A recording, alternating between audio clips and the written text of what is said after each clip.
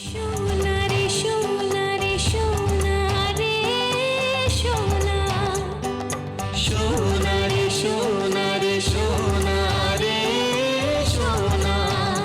ऐसा प्रेम कहाँ, ऐसा प्रेम कहाँ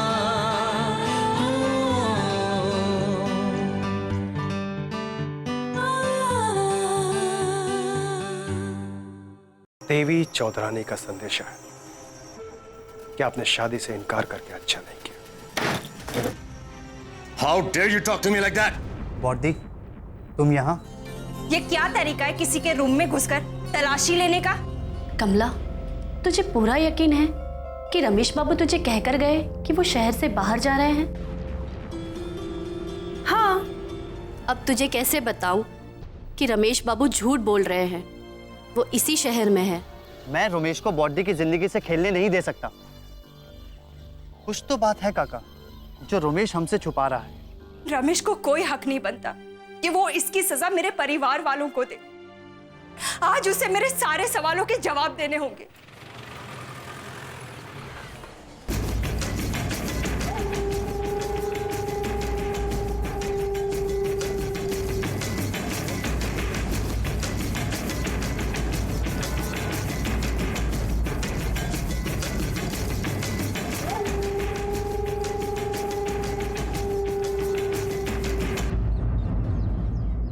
देखिए, मैं पहले ही बहुत लेट हो चुका हूं।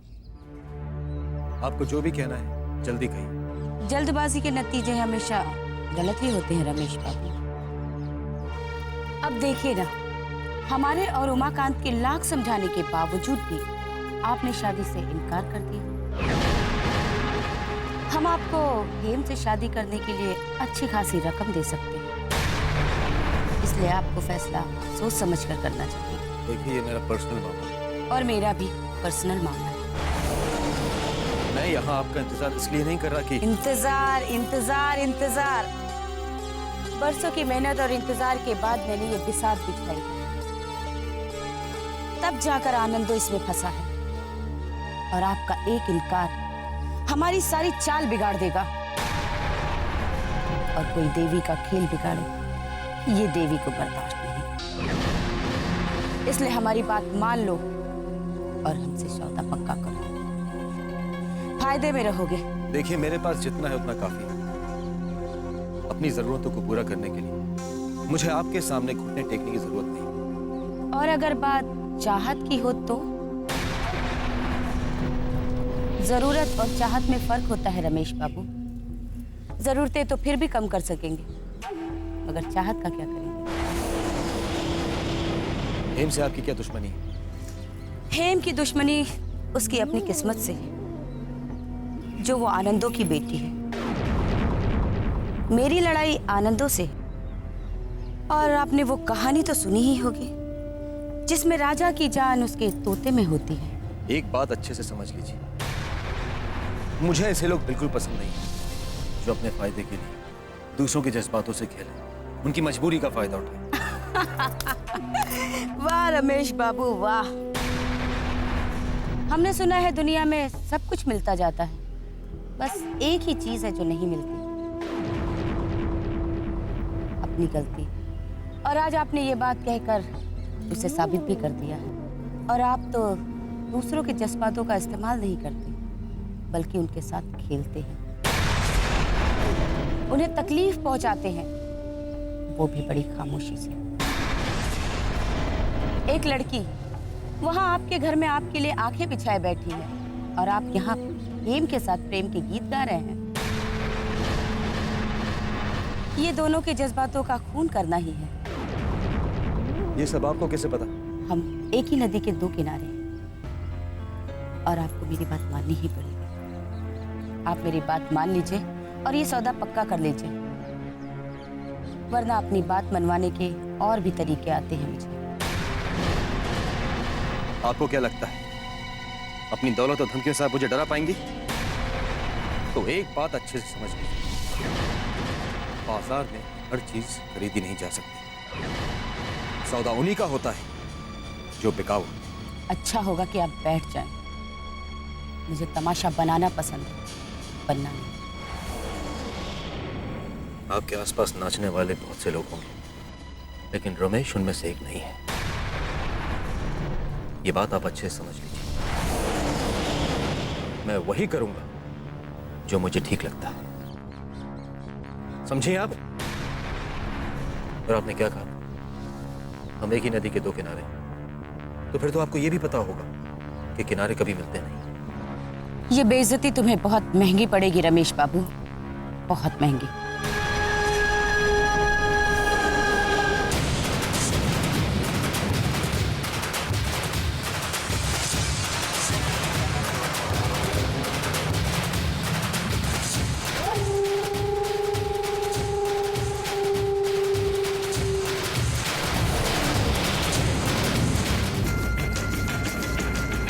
अब रमेश को पता चलेगा कि देवी चौधरानी से ऊंची आवाज में बात करने का क्या अंजाम हो सकता है। जोगिन के दिमाग में लगी एक चिंगारी से न जाने कितनों के आशियाने खाक होंगे।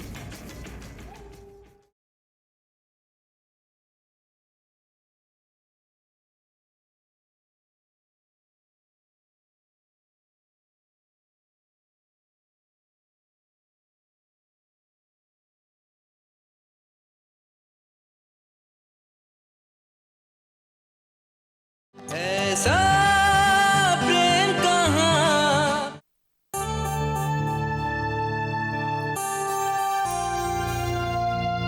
अरे वहां क्यों खड़ी हो? अंदर आओ। ऐसे क्या देख रही हो? पता नहीं आशा, महेश बाबू के इस घर में कुछ अपनापन सा लगता है। ये बात तो है।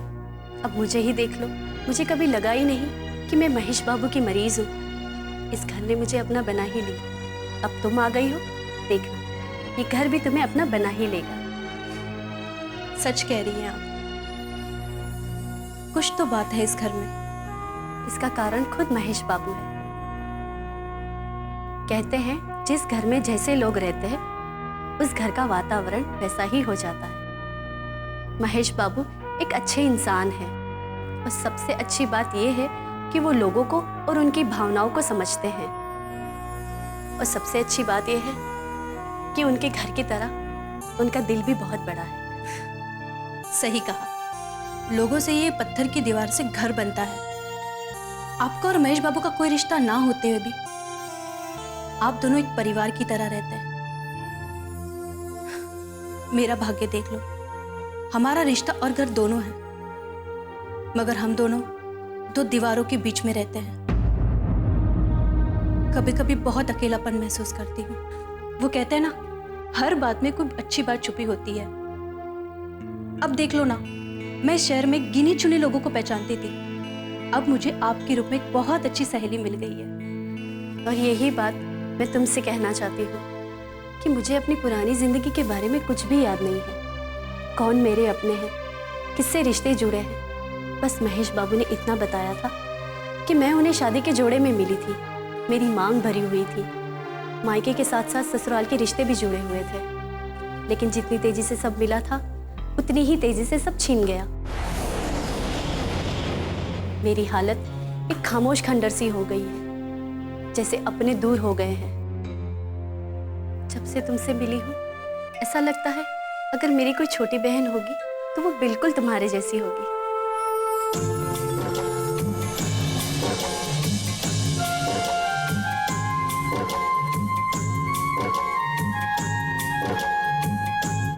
आपने बताया नहीं कि क्यों बुलाया आपने? सब्र रखो उमाकांत, वो कहते हैं ना, सब्र का फल बहुत सुख देता है।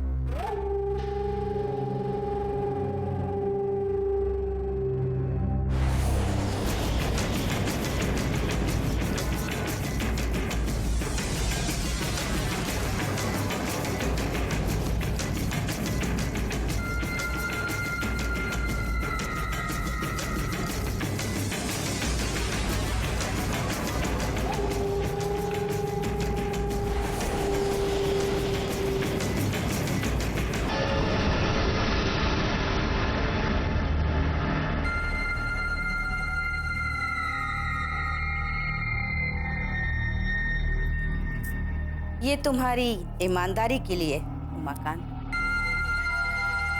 जो तुमने हमेशा निभाई। और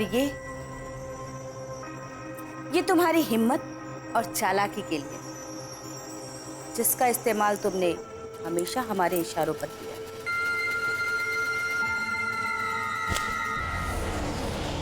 और ये खास इनाम रमेश की बर्बादी का पहला बीज बोने के लिए।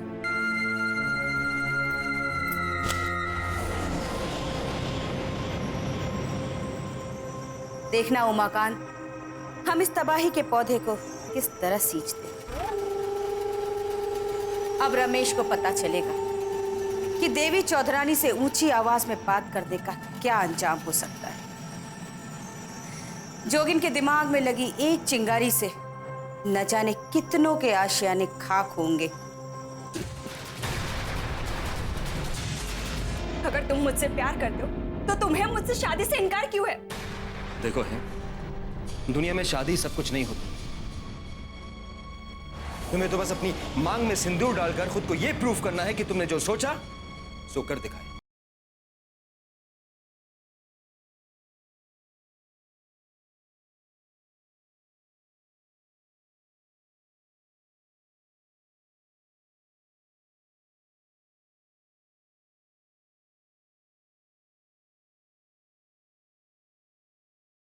ऐसा प्रेम कहाँ।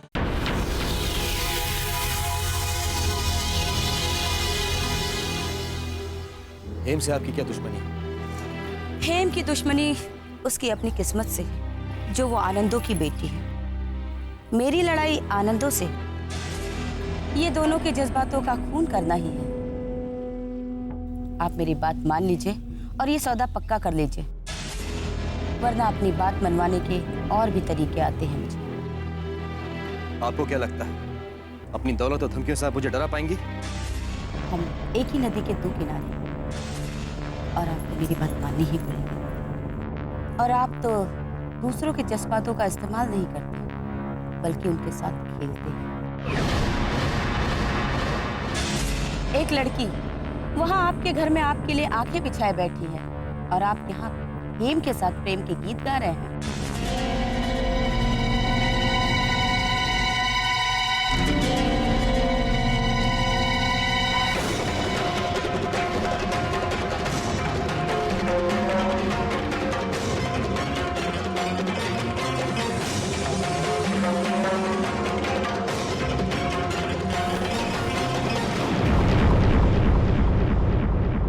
आज नजरें चुराने से बात नहीं बनेगी। आज तुम्हें मेरे सारे सवालों के जवाब देने होंगे।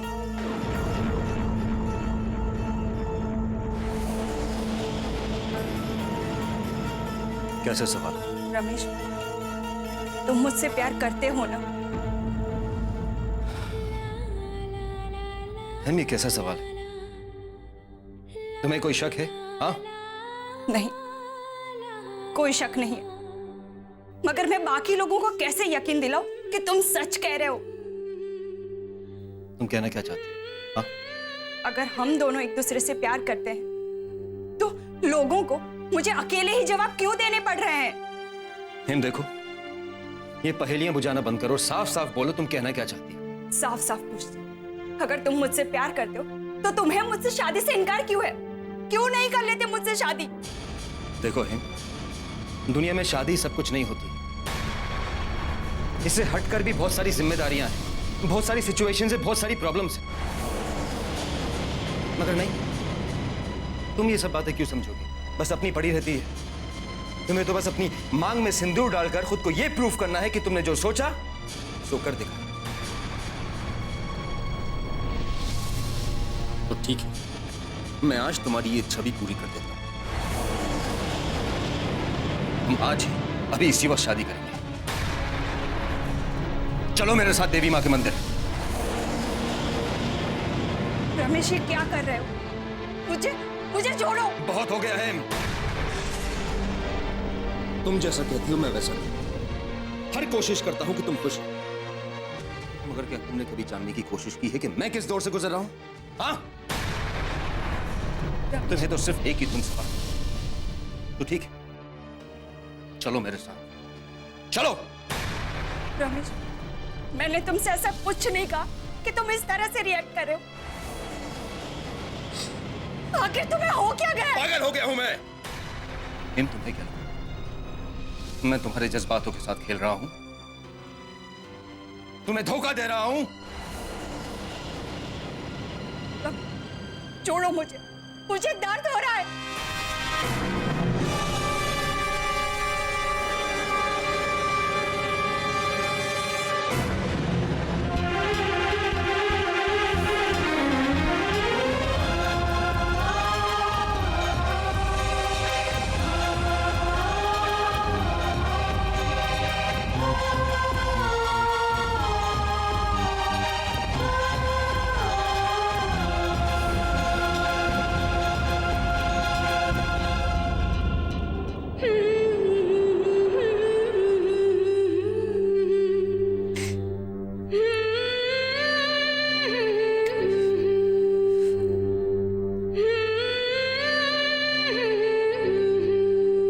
कभी कभी तो मैं सोचती हूँ कि अगर मेरे साथ ऐसा हुआ तो मतलब? मेरे पति रमेश बाबू जैसे निकले तो मैं क्या करूंगी? मैं तो जीते जी मर जाऊंगी। कमला के अंदर कमाल की सहनशक्ति है। क्या मानसिक स्थिति रही होगी उसकी जो उसने आत्महत्या करने की सोची।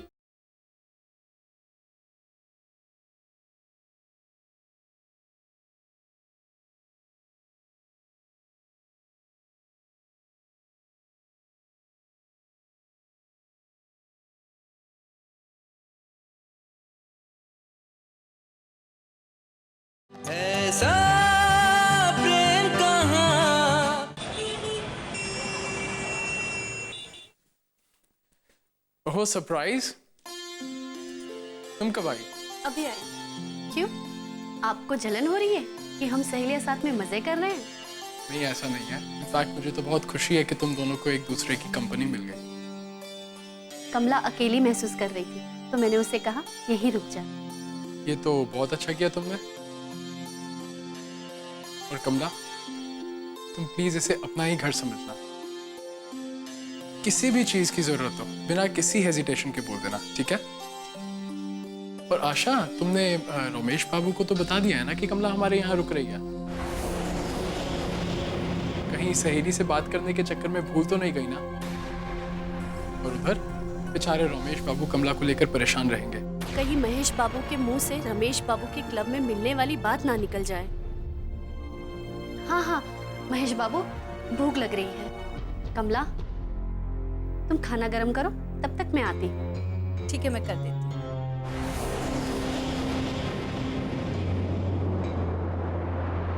भूल से भी कमला के सामने ये बात नहीं आनी चाहिए कि आप रमेश बाबू को क्लब में मिले थे। क्यों? ये बात मैं आपको बताना नहीं चाहती थी, मगर अब सामने आ गई है तो कह रही हूँ। मगर किसी भी तरह कमला के सामने ये बात नहीं आनी चाहिए। बात क्या है आशा? मुझे शक है कि रमेश बाबू कमला को धोखा दे रहे हैं। क्या? हाँ, कमला ने मुझे बताया था कि रमेश बाबू शहर से बाहर गए थे और आपने कहा कि आप उन्हें क्लब में मिले थे। हाँ, ये सच है, मैं उन्हें क्लब में मिला था। इसका मतलब रमेश बाबू झूठ बोल रहे हैं? कमला जैसी सीधी सादी लड़की के साथ धोखा कर रहे हैं? रमेश बाबू ऐसा करेंगे? मुझे उनसे ऐसी बिल्कुल उम्मीद नहीं थी। हमारे और उमाकांत के लाख समझाने के बावजूद भी आपने शादी से इनकार कर दिया। बरसों की मेहनत और इंतजार के बाद मैंने ये बिसात बिछाई है, तब जाकर आनंदो इसमें फंसा है। और आपका एक इनकार हमारी सारी चाल बिगाड़ देगा, और कोई देवी का खेल बिगाड़े ये देवी को बर्दाश्त नहीं। तुम मुझसे प्यार करते हो ना? तुम्हें कोई शक है? हाँ? अगर तुम मुझसे प्यार करते हो तो तुमने शादी से क्यों इनकार किया? क्यों नहीं कर लेते मुझसे शादी? हेम से आपकी क्या दुश्मनी? हेम की दुश्मनी उसकी अपनी किस्मत से, जो वो आनंदों की बेटी है। तुम जैसा कहती हो मैं वैसा करूं। हर कोशिश करता हूं कि तुम खुश हो। तुम्हें तो सिर्फ एक ही धुन से बात। तो ठीक है, चलो मेरे साथ, चलो। रमेश, मैंने तुमसे ऐसा कुछ नहीं कहा कि तुम इस तरह से रिएक्ट कर रहे हो। आखिर तुम्हें हो क्या गया? पागल हो गया हूं मैं। मैं तुम्हारे जज्बातों के साथ खेल रहा हूँ, तुम्हें धोखा दे रहा हूँ। छोड़ो मुझे दर्द हो रहा है।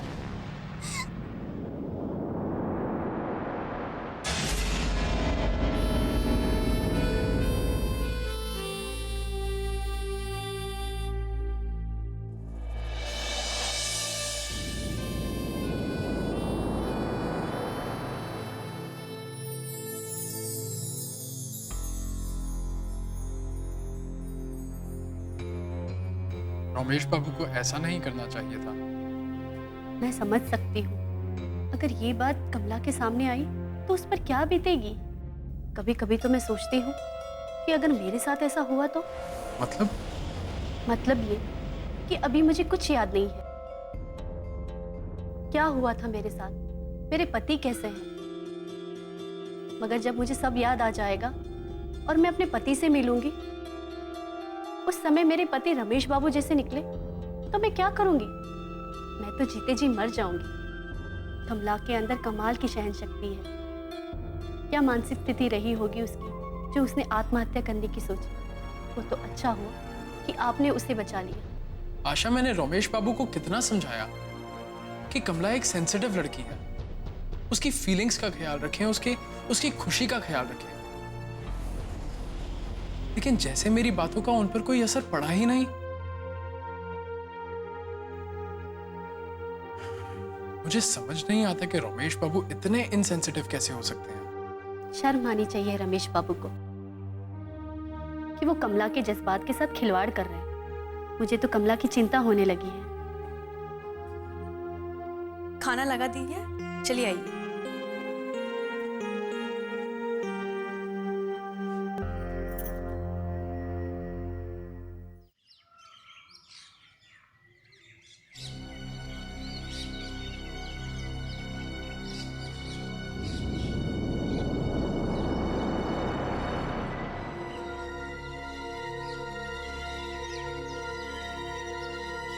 ताला लगा हुआ है।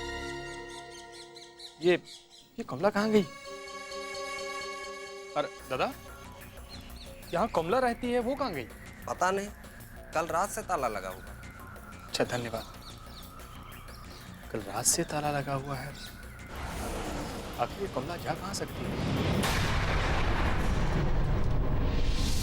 देखो जोगिन, तुम अपनी बोर्डी को खुश देखना चाहता है ना, तो मेरी बात सुनो, रमेश को एक मौका और दो।